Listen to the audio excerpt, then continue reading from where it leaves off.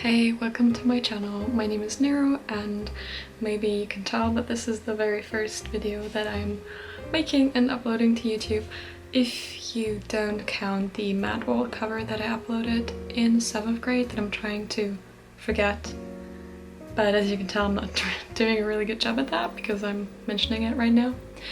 But yeah, so maybe you could tell from the title of the video, but today I want to talk about my favorite resources for beginners of Russian. Today I want to focus on like a very low beginner resources, so A0, just starting out or wanting to start out, and A1, though I am also planning on making a resource video for A2 and B1, and possibly also for B2 and C1, like in one video together, because I think at that point you're not really in need of the kind of resources that I'm going to be talking about in the other videos, so it'll be a bit more difficult and a bit different.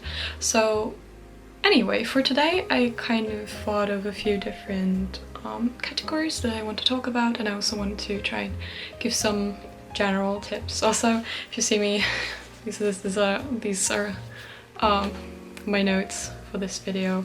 I wrote down a few things that I want to mention, and just in case I forget, I have this thing. Anyway, first of all, I guess I should say that I don't really remember how I kind of got to the Russian level that I am at right now. My Russian level, depending on what skill you're looking at, is around B1, although my speaking is definitely a bit lower than that because I'm a very shy person, and my reading is a bit above that maybe. So yeah, let's get right into it. First of all, I want to talk a bit about the Russian alphabet. And, you know, if you're sitting there thinking about starting Russian and you're asking yourself the question, should I learn Cyrillic? Is it worth it? Like, do I really have to do this? It's so hard.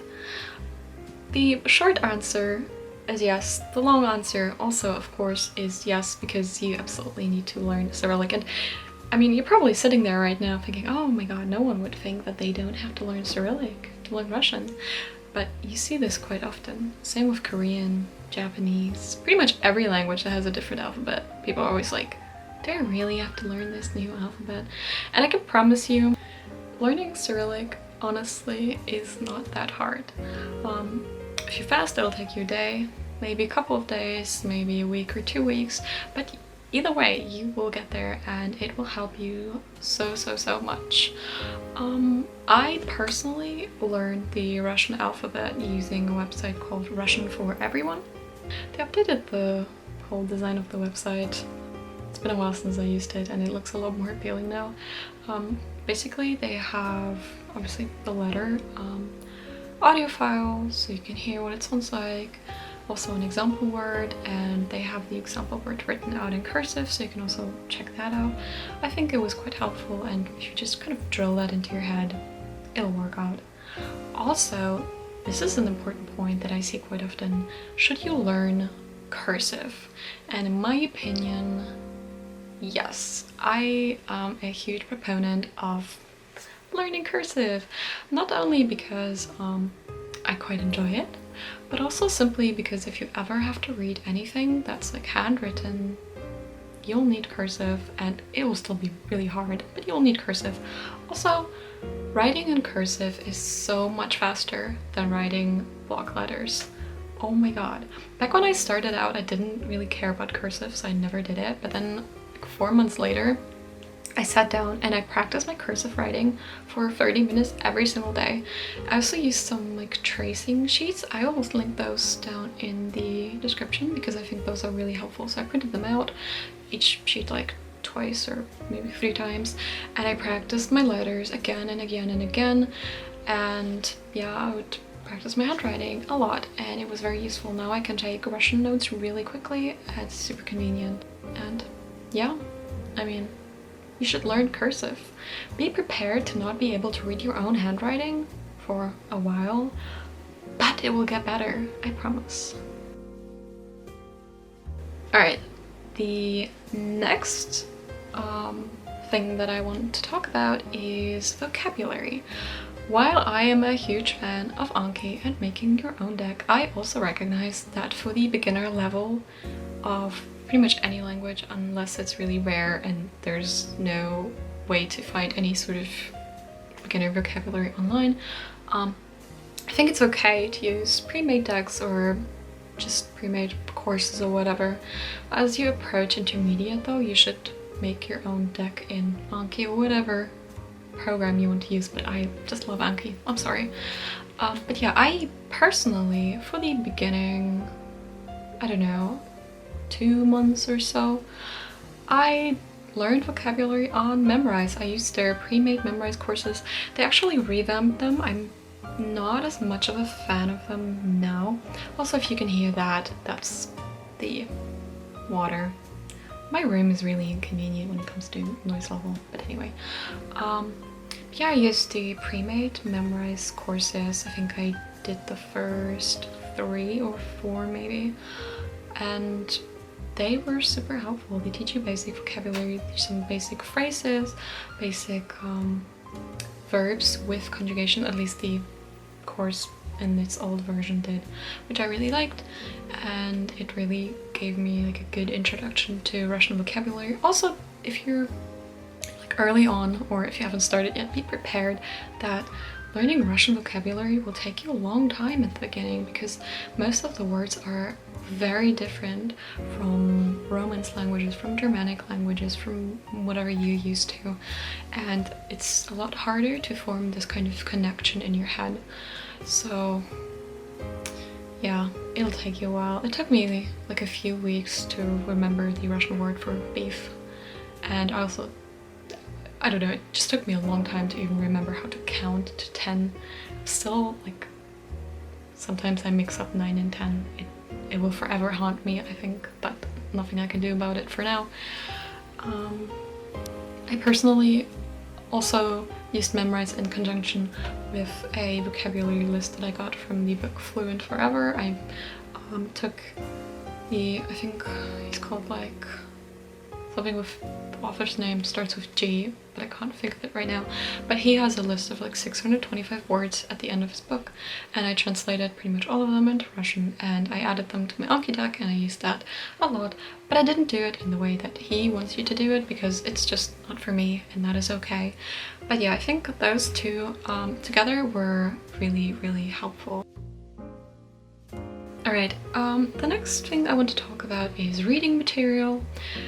Don't think that I'm some sort of Link-Q shill, but I recently got a Link-Q subscription because I really wanted to try it out, and I've been really convinced by it. And I also think that for like the very beginning levels, they have some good reading material in a lot of languages, Russian included. So I think that it is totally worth checking out at the very beginner level, even because I think they have this kind of series of mini stories, and the first one repeats some of the most frequently used vocabulary again and again and again, like to get up, to work, to eat breakfast, like these kinds of things that are very useful in the beginning if you're kind of just, you know, learning how to describe everyday activities, and you will, you know, see this vocabulary again and again, and it will reinforce or help reinforce it. So I think that's worth checking out. Also, there is a website with some reading text at different levels. It is called Paruski, and I think those are also really easy stories to read. They don't have that many, but I do think that they're useful, and I will link it down below. Besides that, don't fall into the trap of children's books. I got some children's books, and I can barely read any of them still. Just because something is short, just because a story is short, doesn't mean it's easy. God, seriously, I have a Russian children's book that I started reading, and I had to look up every second word or so, and I was like talking to a native speaker about it, and he also was saying how most of these words he has never seen used really. So I don't know, it's a very kind of difficult situation to find a children's book that's actually like not too easy. Although, I mean, obviously you could get like a picture book or something for very, very small children, but I feel like there's no real reason to do that because you can find some material on the internet. Also recommend some of the, if you can hear my cat, I'm sorry, some of the like folk tales like Kalabok, and those are also kind of difficult, but some of them are really short and kind of really easy to understand. You can also look at them on YouTube, so you will see pictures together with the language, how it's being used, and I think that kind of is pretty helpful. Also, you should read a lot. Just saying, I think reading is one of the greatest ways to pick up a language. I read a lot. A lot of Russian. A lot of Russian. It's very helpful, and it will help you get your alphabet skills up there really quickly. Alright, my next point is a bit of a more difficult thing, I would say, because it is textbooks and grammar. I did not actually find a textbook at the very beginner level that I enjoyed. I kind of have these two especially. So I have Teach Yourself Russian and the New Penguin Russian course, which is beloved by all, and please don't crucify me, but I did not like it. I think I did like 5 or 6 chapters of it. Also have a red spot here. Great. Wow, that's embarrassing. But yeah, I did like 5 or 6 chapters and I didn't really enjoy it. I didn't really like the style and it was not enjoyable to me. And I also did not like this very much. I think I got to chapter 6. I got to chapter 6 and then I never touched it again. Though I do think, I don't know, I just don't really enjoy this style of teaching so much. But I do have a lot of the Teach Yourself books, so it's kind of questionable. So yeah, I don't really, I mean, you can obviously get these and try them out yourself, but I'm not too much of a fan. I also think that for the very beginner level, you can find most of the grammar you need online, and that is actually why I have a list of websites that I would like to recommend to you that I have used personally in learning grammar, and I've picked up a lot through those. One of them is, I think, called learnrussianstepbystep.com, where you have like little bite-sized grammar lessons, and they also give you some exercises every week, and then you can do them, and then in the next lesson you can check your result. Well, not check your results, you can check your answers to see if you're right or not. And yeah, I think that's a good website. Then there's something called masterrussian.com. Yes, it is .com. That is also helpful. Russianlessons.net is also helpful.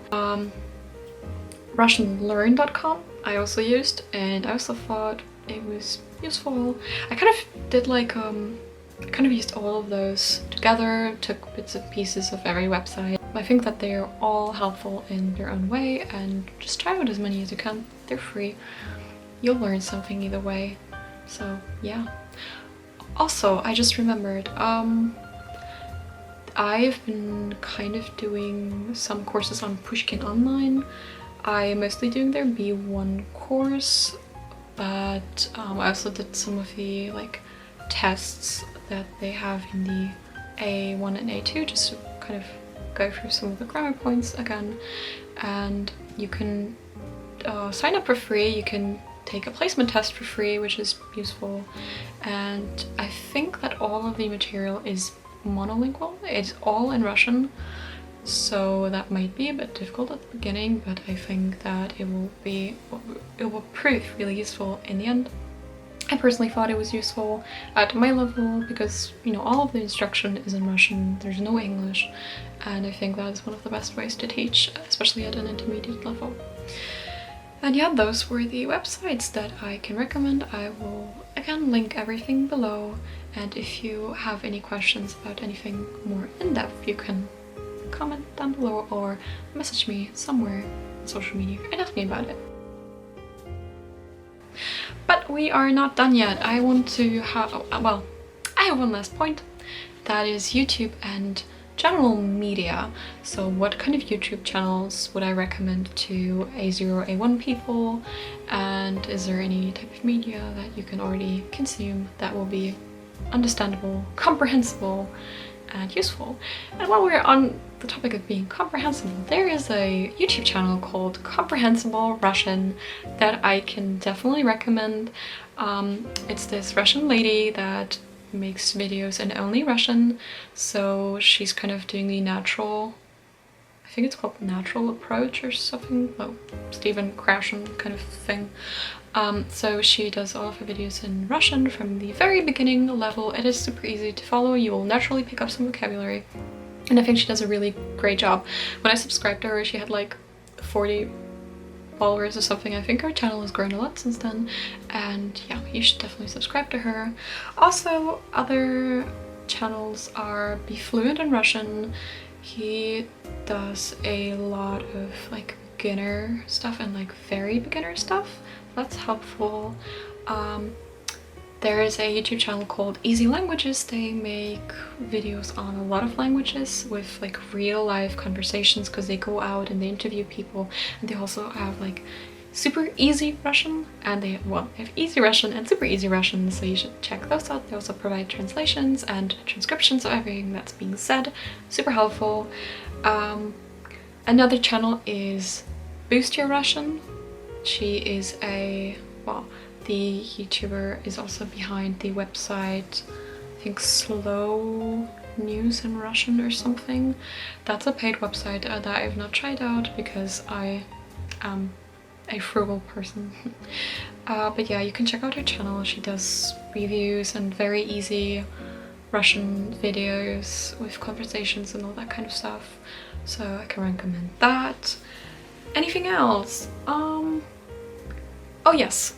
Russian grammar is a Russian professor, well, it's a professor from America who teaches Russian, and he makes videos on grammar points. He does great videos explaining different concepts, and it is totally worth checking out.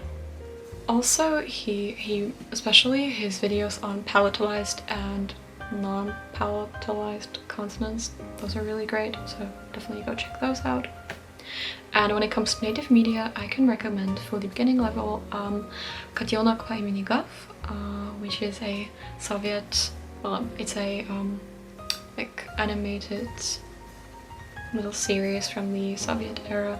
It's really cute, very easy to understand. There's also transcriptions available online. I can even link those, and you should you should check it out. That cat is so cute.